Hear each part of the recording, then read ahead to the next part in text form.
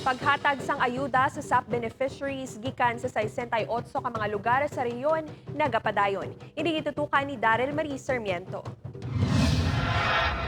Sa datos ng DSWD Region 6, nagapatayo ng SAP payout sa 12 ka banwas ng Aklan, duha sa Antique kag Capiz, 33 sa Iloilo, kag 19 naman sa Negros Occidental, nga wala makapanghatag sang ayuda antes ang deadline sang Domingo. Sa karon, may 983,001 SAP beneficiaries o kun 85.20% pa lang sa bugos nga riyon ang nakabaton sang financial aid gikan sa Social Amelioration Program.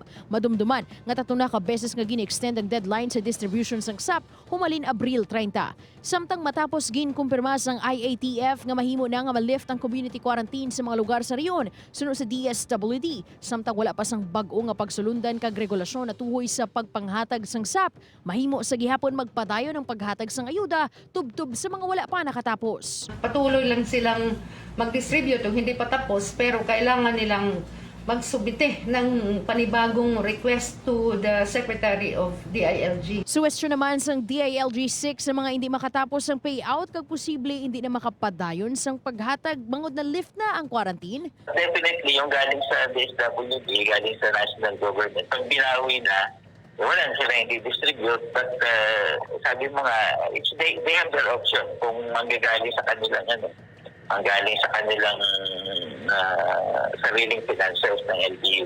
Suno pa sa DSWD, magabalik sa National Treasury ang pondo sa tion nga hindi ini magamit sang LGU. Una na nga ginpahayag sang DILG nga serbihan sang show cause order ang opisyal sang LGU nga mapaslawan nga mahatag ang ayuda antes ang deadline.